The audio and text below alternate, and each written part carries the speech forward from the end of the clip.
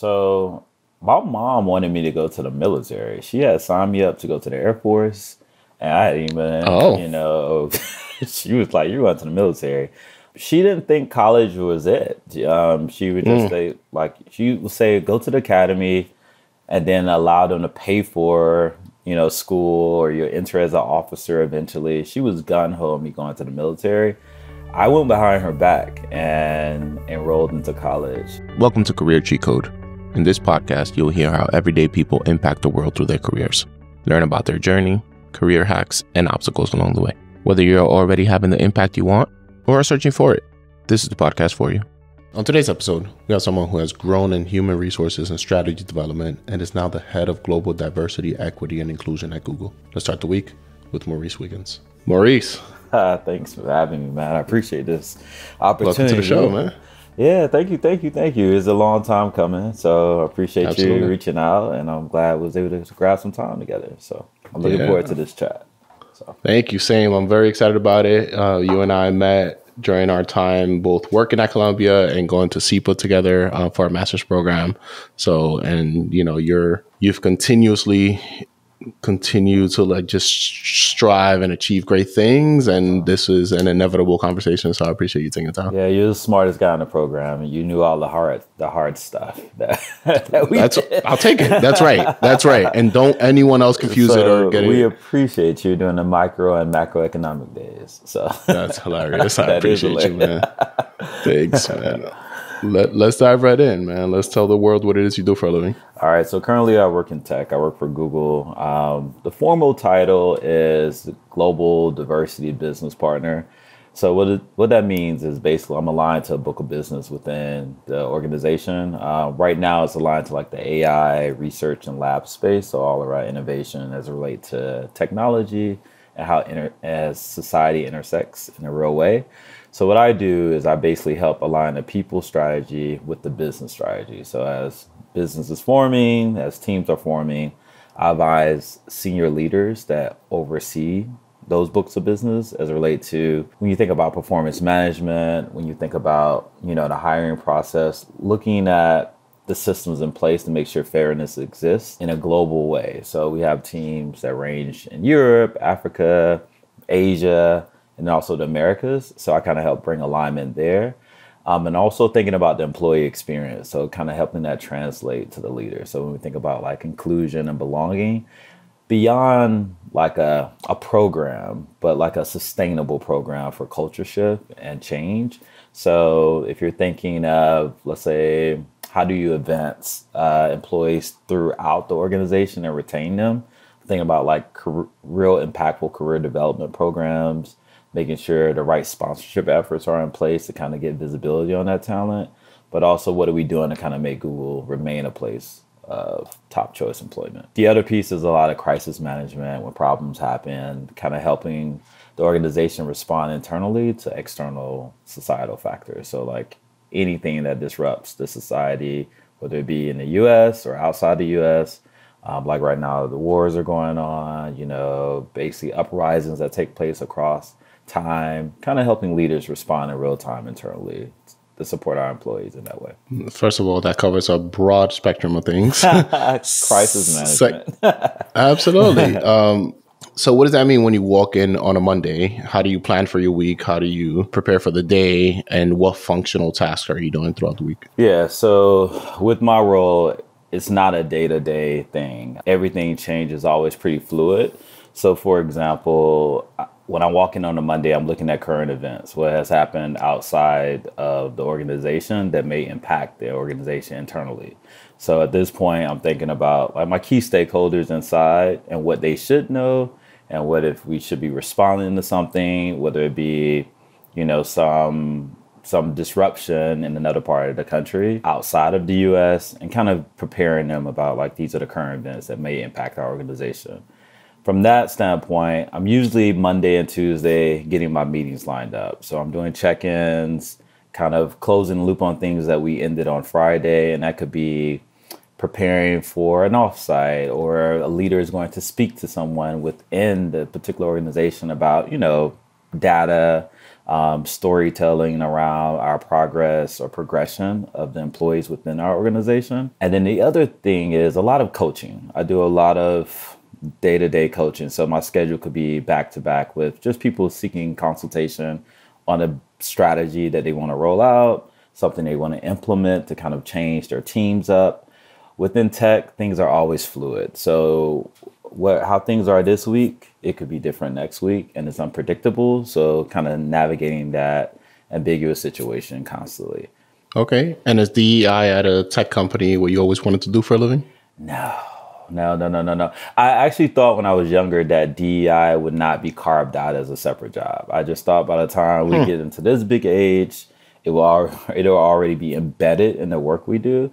So I know we're going to talk a little bit about my career, but I've kind of always led with kind of embedding kind of like fair processes, inclusive leadership, like coaching into my framework. So to me, it's not a separate job. It's more so a function within the role that I do as like a transformational leader. However, what makes this role a little different is that I'm in a room to kind of advise on the actual strategy when you're thinking about like diversity, equity, inclusion, sort of like a CDO within that book of business. So I'm basically looking at their systems, looking at things that they've worked out over years when you think of hiring, promotions, when you look at retention of like the makeup of the organization.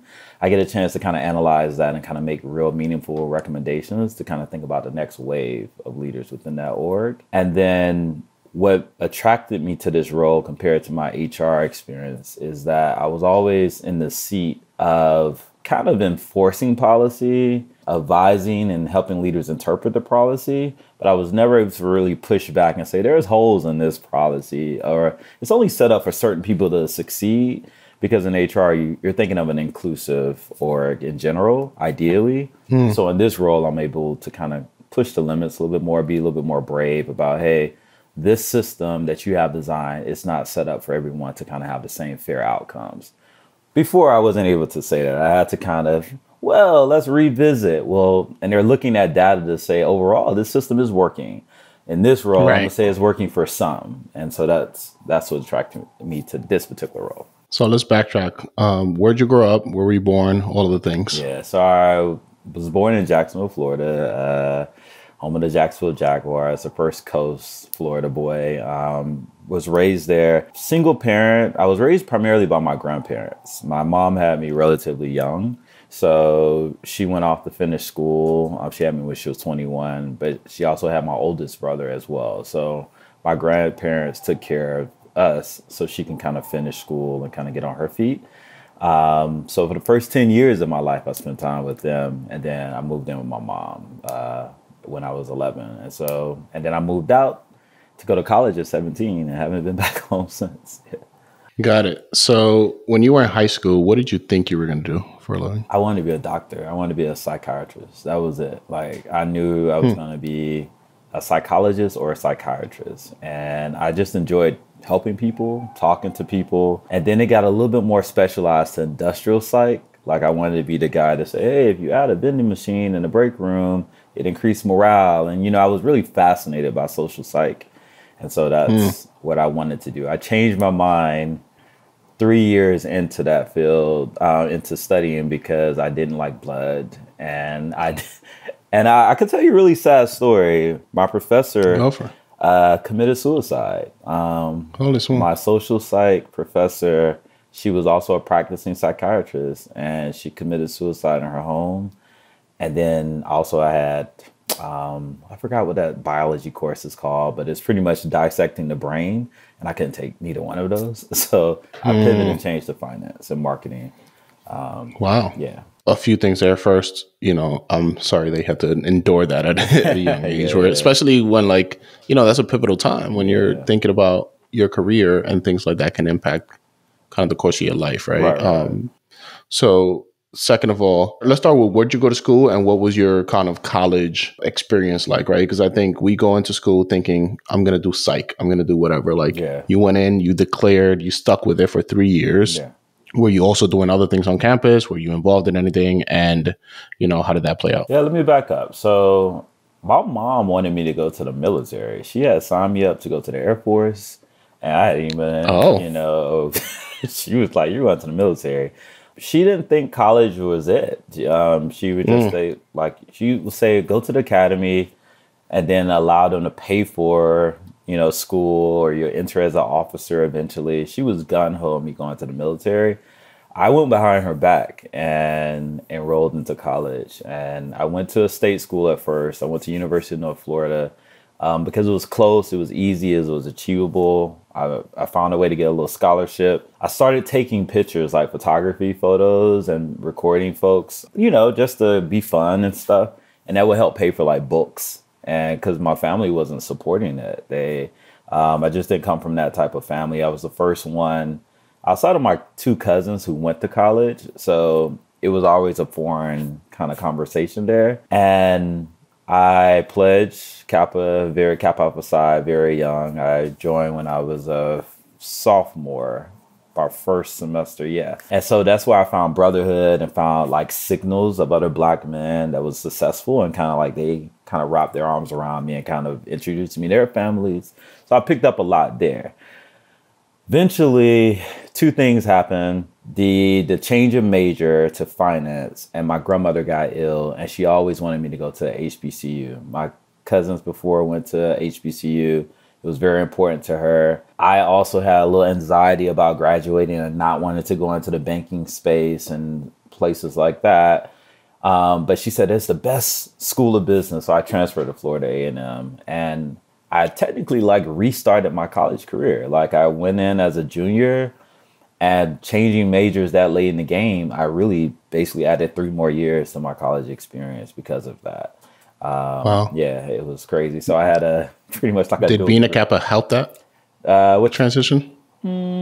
Because you're now in a school and at least you can find some level of brotherhood in a new school, or was that not really a factor? No, that wasn't a factor because I already had a relationship with those brothers there. And, my chapter and their chapter was pretty much aligned. So if anything, when I got there, I actually retracted more because I felt older. So I felt that it just looked weird to them that, hey, and I wasn't failing school, but it looked like somebody who was returning to school. So I pledged very young. So by the things that they were on, I was like, I need to just get out of here, heads down. Yeah. So I worked also throughout undergrad for the most part. So I spend a lot of time working, especially when I transferred, so I can hit the ground and kind of catch up with the people who had at that time graduated that I started school with. Yeah. Absolutely. Yeah. What'd you work in? What did I work at? I worked in banking. I worked at Citibank. While going to school? Yeah, going to school. Got it. I worked at, right before I graduated, it wasn't Comcast or Spectrum. It was some other brand before Comcast brought them, but I think it's like broadband or something like that. So I worked there in the marketing team.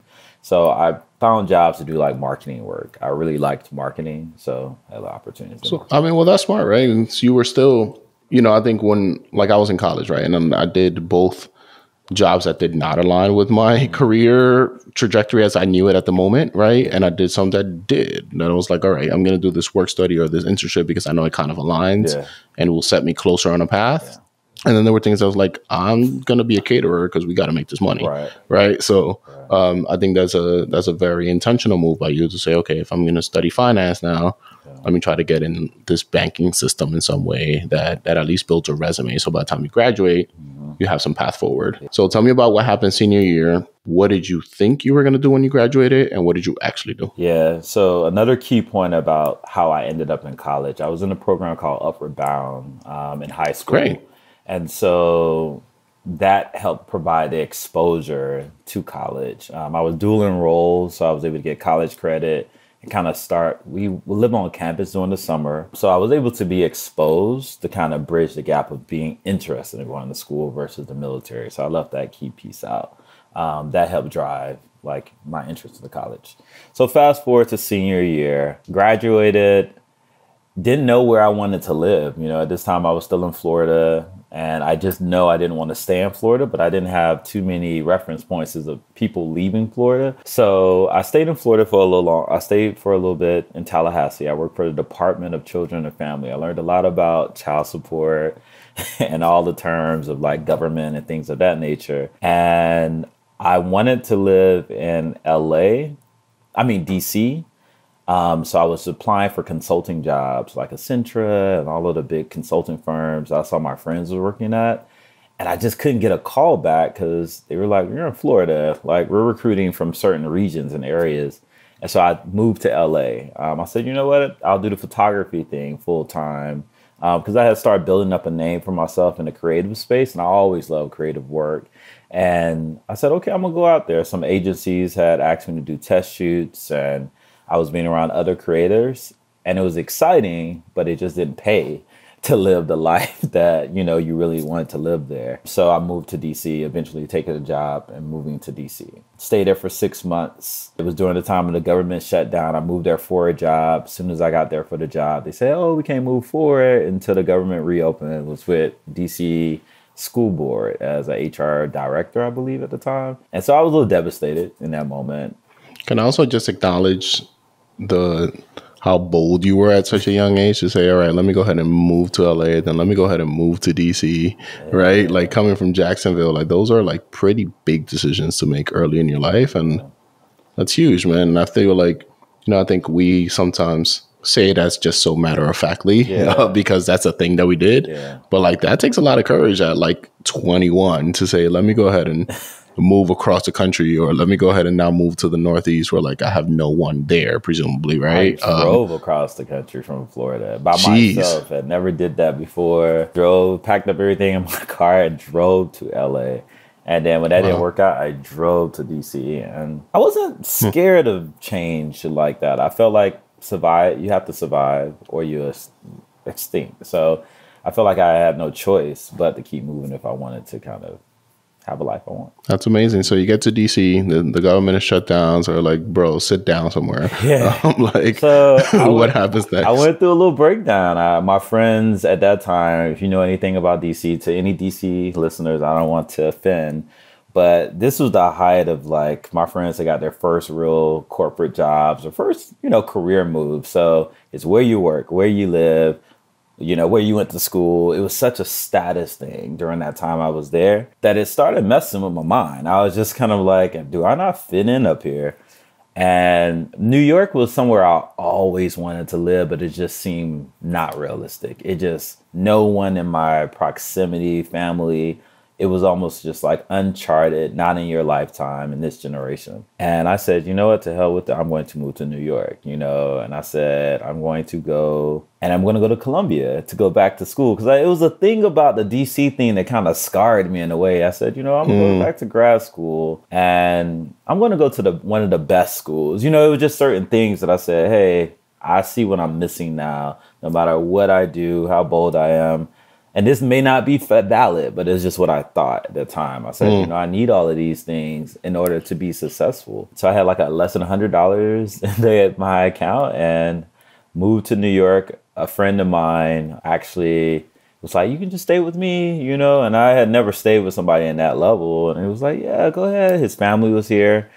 And I said, I'm going to be out of your house in a month. He was like, nobody moves to New York and get a job that fast. And I literally woke up every day and put my resume out there and landed a job at Columbia, at the medical center in 2 weeks. That's amazing. So what year is this? This is 2011. 2011. So you get to New York, you get a job at Columbia University, which is checks all the boxes of things that you set out to do. Yeah. In the human resource department at the medical center of Columbia. Correct. Tell me about what you're doing and at what point did you land on what master's program or what you wanted to study and when you started that? Yeah. So funny story about Columbia though. So I had interviewed with places and I kept being told I was overqualified.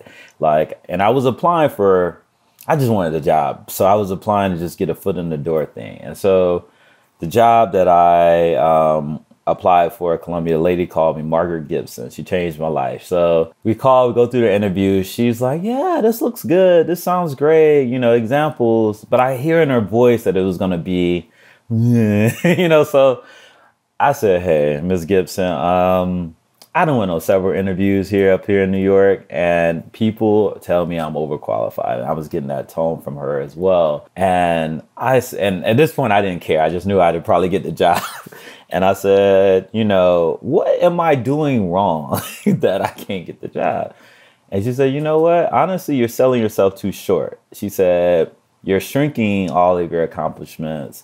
And, that's a problem, for some people, because they feel that you're just going to leave, you just da-da-da. It's obvious that you are shrinking yourself.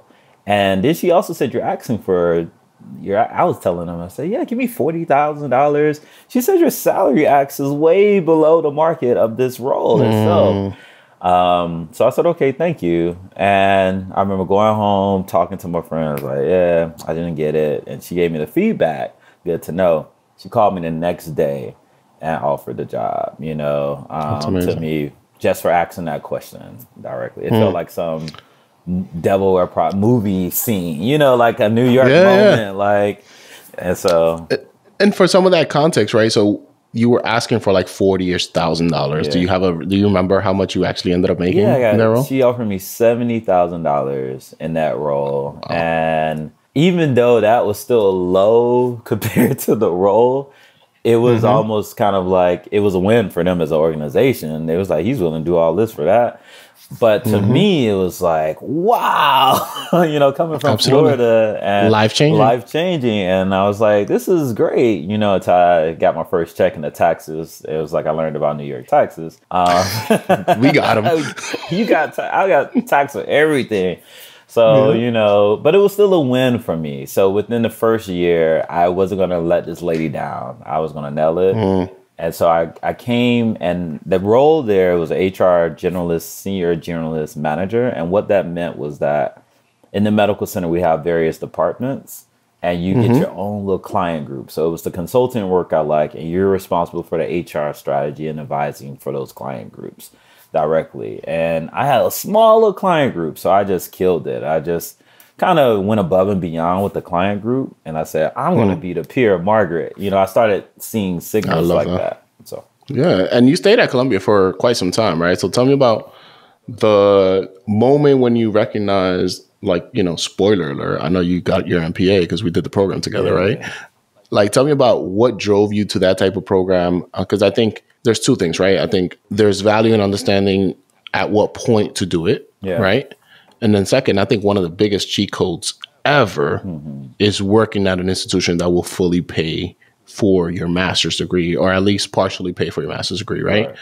We were both employed by a university, right? So for us, it's like that makes all the sense in the world. And literally when I got the job offer to work at Columbia, I specifically said, I'm going to get a master's. I just don't even know in what yet, right? Like, I'm not walking out of here without a Columbia degree. So we'd love to hear kind of how your thought process was. I know going to one of the top institutions and getting a master's degree was in your cards and part of your goals, but would love to hear kind of what drove you to that specific program and at what point you made that decision. Yeah. So the cheat codes that led me to even knowing that I was going to go to Columbia kind of started. I worked in media relations at the NFL. I lived in DC, lived in LA, and I meet people through fraternity, all this stuff. So I used to gather information. I would see how their profile is, see what they had, learn what they did and what they didn't do, and learn how to simulate in different environments to be adaptable, point blank, period. The next thing I knew, it was about credibility in a space when it comes to like what we do in a discipline versus if you are like an engineer, a doctor, you produce a product or something people can touch. When you are a rising thought leader or kind of influencing folks, they need to establish you need to establish some form of credibility. And I was relatively young. So remember, I'm working throughout college. So my next peer up is like 10, 12 years older than me. And so they had years of experience in different aspects. So for me, the education aspect was something that I thought they were missing. Like, you all are not sharpening your skills in the toolbox. So I decided, I got promoted within 2 years at Columbia and became a peer of Margaret in a way of my own client group and kind of sat with doctors and listened to them and their trajectory.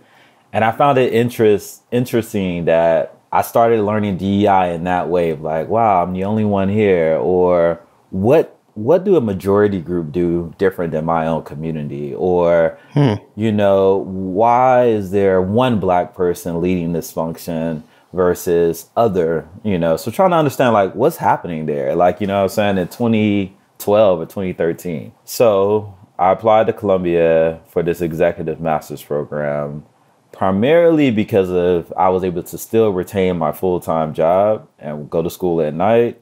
And then it was a tuition benefit. Like if you're joining a company, cheat code there is that exhaust the benefits, especially if you know your salary, your total comp is all the benefits you have access to. So go to the doctor every time you feel sick. If you're paying for it, take advantage of that perk, go to that meeting. I used to do those things that other people didn't do. So the money was always there because people didn't utilize it. So what attracted me to decide to go to the MPA program is that, okay, I thought it was going to be a long shot to be in this executive master's, but it would expose me to some more leaders who are kind of changing the game. And I applied. I took it so serious. Sometimes when I went to the orientation, I went to the meetups with professors, and I was like, I'm not like a first generation Ivy League student. I don't have this money like this and all these other things. So I had to figure out what was of interest of that program to kind of make sure that, hey, I'm going to come in and make a mark here. And the policy program was good because it taught me how to influence policy, kind of understand the world in a real frame, versus in undergrad, we learned about economics as a formula, versus in that program, I was attracted to like, micro enterprising, or this is what happened when you put a toll there. And that stuff was valuable to the jobs and places I worked because no one knew how to translate it. So That's why I chose that first master's, because it kind of gave me a competitive edge on the generational gap that existed in the workforce I was in. Do you feel like you got what you wanted out of it? Absolutely. Yeah, I got, I say, and I'm not just saying that SEPA doesn't pay me for this. It was a well-rounded program. I was able to connect with people like you and learn from folks like you. Everyone was very intentional in the program. I like that. And the professors and the content was relatable to what's happening in life and my job. So yes. Absolutely. We'll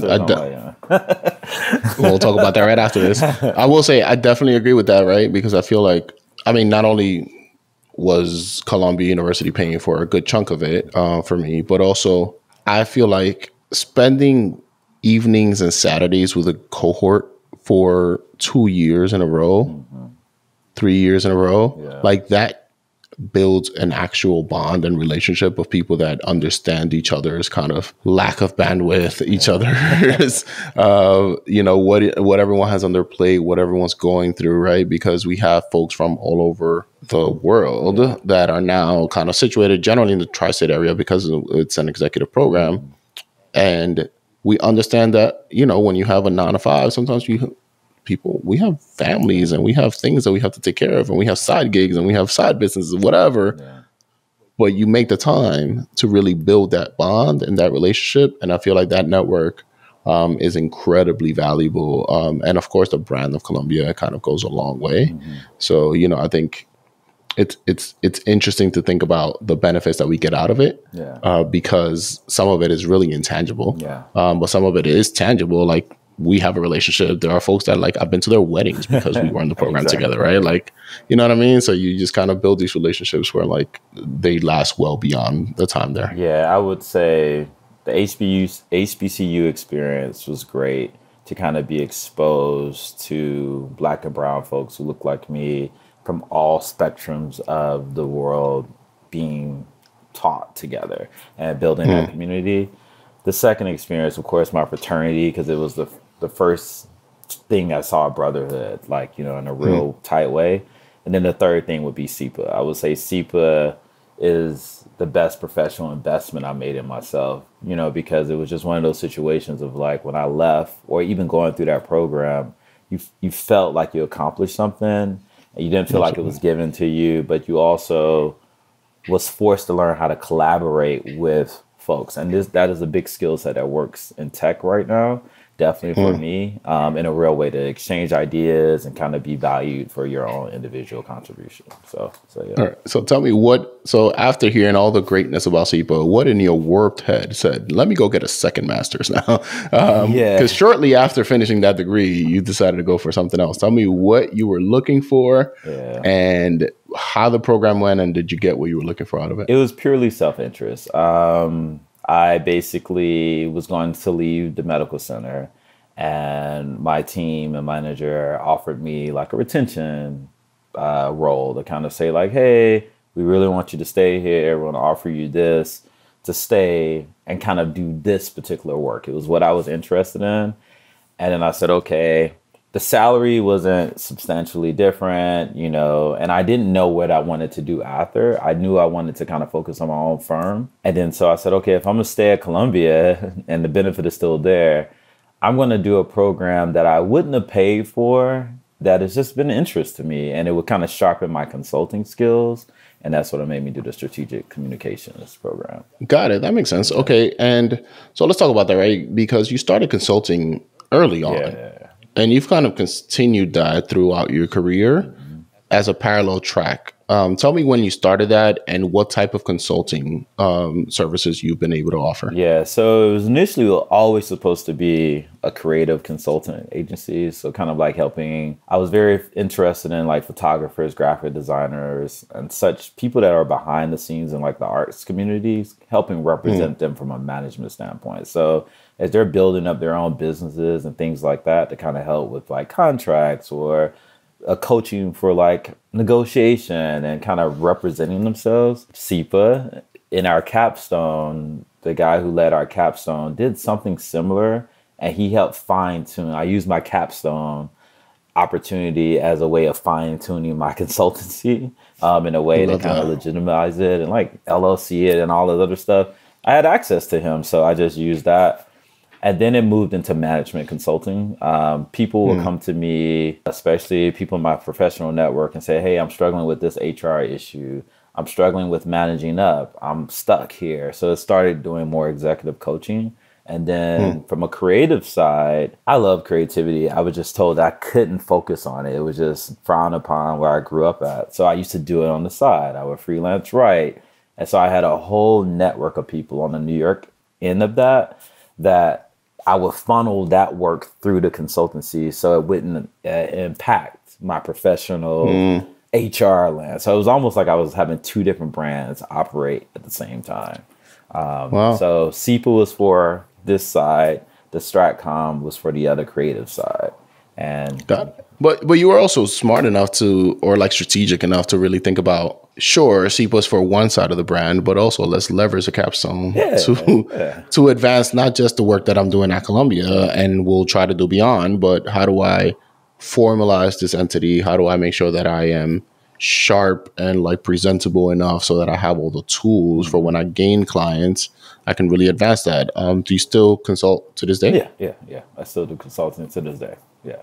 So the only thing is I try to don't do it in the tech side because it's built into my job. So all these other industries I've touched, like the media, healthcare. So I have all these spaces that I can go off and offer thought leadership and consulting to. Noted. Hopefully this leads to some folks knocking on your door and presumably have the bandwidth to take them on. So, that's great. Okay. So tell me about your transition out of Columbia, right? How long were you ultimately there? You continue to like get promoted and recognized for your work a lot of times there, or a good number of time over your span. Would love to hear how long you were there, and what that transition out of it was like for you. Yeah, so I was a total at Columbia from 2011 till, was it 2019, I believe it was? That's when I graduated from the second program. It was a lot of reasons why I left. So the primary reason was there was not many advancement opportunities for me or people thinking about me, I felt, in a way of like my career.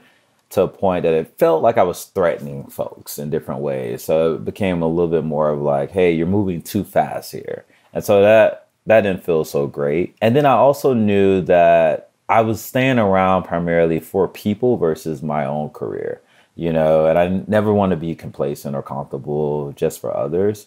So that was the biggest driver. And then I wanted to have a broader impact. That was the biggest thing, a thing that I wanted to do. I wanted to kind of find a place that my creative interests and my professional background are married in a real way. The medical center, to me, frowned upon that type of profile. It seemed like they liked the decorated professional side of it, but innovation, creativity, things of that nature, I just felt that there was too many gaps there. I mean, I felt like a unicorn there, and that wasn't amazing to me. I wasn't growing. I started having little situations being in the HR space where I would see bad leadership, bad management, and I couldn't say anything because it's my role as a steward of the org to kind of just make sure we uphold the policy. So I would sit in meetings and watch processes come to life that everyone is voting on. I'm like, hey, this doesn't work for everyone, and da-da-da-da. So I applied. No, I did not want to work in tech. I did not want to work at Google. One of my frat brothers reached out to me and he said, hey, you about to graduate? You should come work at Google. And I said, I don't know. I need to focus on my own thing. I said, this is the last place I'm going to work at. And he said, no, I love it here. And he's a hard sell. So he's like, no, you could really do what you want to do here. I said, okay. So I threw my hat in the ring at Google and went through the process. And they came back and told me that they couldn't move forward just due to some team changes and things of that nature. So I was like, oh my God, they wasted all my time, you know? And I love the arts and the creative space. And so the Whitney Museum reached out to me, one of the recruiters, said, hey, we have a great opportunity to be the first CHRO at the Whitney Museum. And I was like, what does that mean? Chief Human Resources Officer. So the first one, and this is what you'll be doing. You'll be defining the people strategy, and then you get a team, and it's like C-suite. So I was like, you're working with the board. So my internal network was like, oh my God, this is like, here you go. You're advancing 10 years before yourself. And I said, okay, I'll explore it. So went to the Whitney Museum. Did not think I would move back deeper into a nonprofit sector like that. You know, that was one thing I was like, unless I'm driving like an executive director of one where I know I'm kind of leading the vision of it, I said, I just nonprofits could be a little difficult if the structure is not ready to change itself. Fair. Okay. So then you get to the Whitney Museum and you're there for, I think, a little under a year. Ultimately, you did make the transition to tech. So tell me how that went from the Whitney Museum to then getting into tech. Yeah. So they reached out to me. Google did circle back and say, hey, we have a great opportunity. You know, we can move forward with hiring. And I'm one of those people that hate abandoning folks. I was like, I just took this job. I wasn't completely happy. I must be honest with you and everyone that's listening. I felt that what I signed up for was different than what was happening. And it could be a response to the pandemic, you know, business changes. I didn't sign up for the things that they had me doing at that point. I was doing well to them, but to me, I felt like this could feel like a long-term commitment of unhappiness. So when Google reached out to me, I was talking to my executive coach and she said, hey, you know, you have to do what's best for you. I said, I do want to work in the tech space. The emerging leaders, the way the world is changing, that is where I wanted to ultimately start consulting at. And then and then the leader that I'll be working under, I saw Melanie Parker. If you all don't know her, look her up. She's the CDO currently of Google.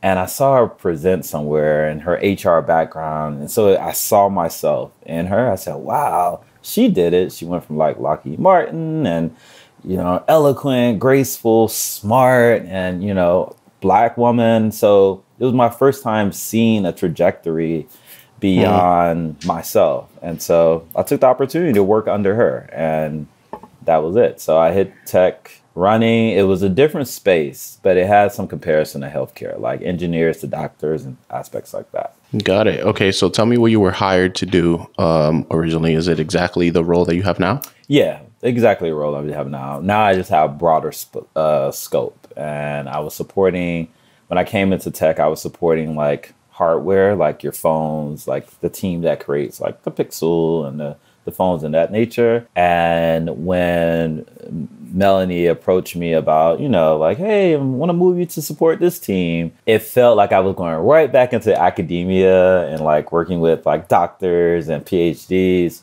But it's the best decision I made. I mean, surrounded by a bunch of thought leaders in the AI space and kind of things that are interesting to me. And it also was a way for me to marry what I enjoy and then also use all of these tools I collected over the years. That's great. What's your favorite part of the role? Seeing someone stay and impacting their career choice, like if I had a Maurice like throughout the journey I just described, to have someone to say like, hey, I'm advocating for you, I'm supporting you, here is the policy, or I'm in the room to ensure that you have a fair landing in whatever you're navigating at work, I would have felt so much better in different spaces. And so the leaders are going to be leaders, but just seeing, from underrepresented employees to women to even majority group folks feeling like, okay, I see myself in the work. Like that makes me feel great, like real allyship and really real understanding why the work we do is so important versus it feeling performative. So you've been able to navigate different spaces from academia to nonprofit, working at a museum, right, to now a global tech company. Can you tell me what can folks expect in terms of salary range in working in these different spaces at the level that you are now? Yeah, so a couple of gems here. One, like Margaret told me, know your worth. Like, know your worth. Like, really do your market research. We do a bad thing. I love this question because we do a bad job at kind of sharing salary information just amongst our own friend group. So know your worth. So when I was working in HR in New York City, at that time, you can get upwards to like $150,000 base. Like, it was just one of those situations as a director. This is what you could expect in a real like organization about maybe 1,500 people if you're kind of overseeing that particular space. When I moved into tech, the way our comp is kind of set up in tech, across most tech companies, it's like total comp and base and then like bonus in situations. To some people, equity is more important.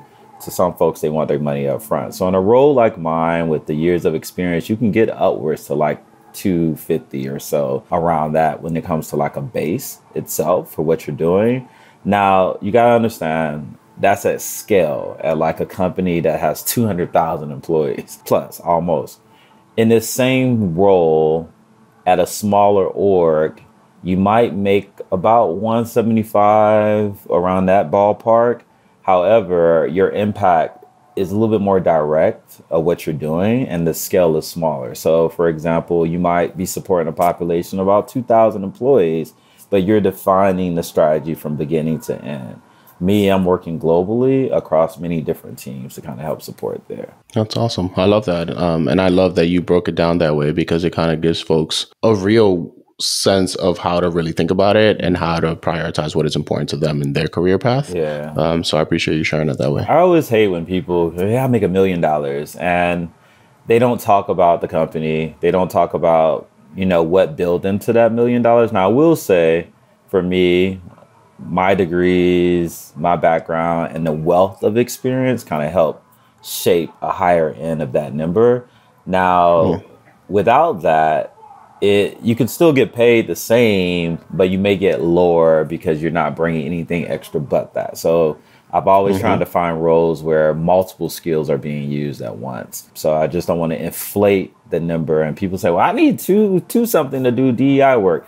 That's not what I'm saying. I do racial equity strategy, which is different than DEI work. It's a part of DEI work. I will say that. That makes sense. Yes, and I think I really also appreciate because I remember when we were working at Columbia and going through that program of the Masters of Public Administration, we were actively thinking about what that transition out of academia could look like. Yeah. And there's like a fear of like, will folks externally see the value in what you're bringing, right? But certainly what I'm hearing from you is there's definitely value in what you're bringing outside, like to the external world, when you leave academia, and especially when you round it with your consulting, with your experiences before academia, additional degrees, and all of the things that you've learned throughout that time. And it's a matter of, I'm sure, how you package that, that makes the world see it. Yeah, I would say the cheat code there is really about just not sitting dormant in that place. A lot of folks sit in a role. They don't read a book. They don't sharpen the saw. They don't do anything that says, pay me more, pay me differently. And then sometimes it's a sense of like, well, I've been at a company for 10 years and I make this. Well, yeah, you probably stopped contributing to that company 2 years in. And for a lot of reasons, it could have been a lot of reasons why you may say, well, I'm not going to reinvest in you. And so I definitely, being in HR, I've seen it on both ends of the spectrum. Now, pay equity is a different term. Like if we're doing the same job and we're coming in with the same requirements, basic qualifications, so we should start at a baseline, you know? Now, if you are coming in with an MD and I'm just coming in with our MPA, we should probably still start at the same, because I don't know why that MD is relevant to what you're doing here. Fair enough. I just want to make sure that people understand that dynamic there. And now with the laws, that was different from when you and I started. In New York State and places like that, salaries are published. So you go in knowing what you're going to be getting, and the job is thinking about comp. Versus you and I had to kind of guess, like Magic 8-Ball it, you know? Absolutely. So you mentioned sharpening your tools consistently and that being important. Can you tell me any forms of media that you've consumed? That could be books, podcasts, shows, things that have made you stronger and better personally or professionally. Yeah, I read a lot. I love self-help books. So anything, like I read this book, Untethered Soul, the best book ever. Like if you read that, and what that book taught me was to kind of how to make decisions to kind of pull away from unlearned behavior, like unlearning certain behaviors that probably have held me back, or expectations that they weren't realistic. The next book was The Secret. As you think about my moves around different places, that was like a guidebook to kind of say manifestation and kind of doing what's right. And then there's your academia books like Rich Dad, Poor Dad, Who Moved My Cheese. Like, so I fall hard on those books. Social media, I've always saw social media as a networking social outlet. I struggle getting my news from there. In 2023, 2024, that is the new beacon of conversation. But to me, I still try to connect and go to conferences, kind of learn. I like learning in real time with real people, and storytelling, listening to people's stories. So that's key in that aspect. And then there's so many resources like on LinkedIn and stuff to kind of always sharpen your saw. It's not always going back to school or getting a certification. Just learning different vocabulary if you're interested in a certain particular field. Awesome. Thank you. Is there anything else that we haven't covered that the world should know about Maurice? I definitely believe in authentic empowerment. I didn't know what that term meant, but when, just even listening to myself talk in the last hour, all of that kind of came from within. And then imposter syndrome wasn't a thing until I started hearing about it being a thing. So I always knew that if I wanted to do something, it was going to be up to me. And I've had that mentality that I could break barriers and break walls.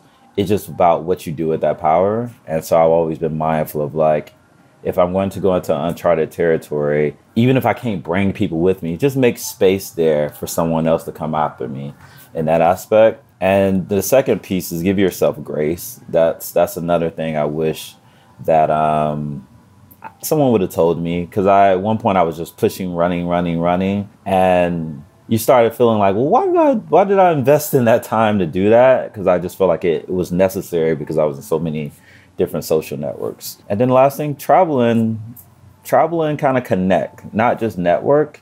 I like to connect with people. And I think that's what brought us here, in different ways. Life can be so transactional.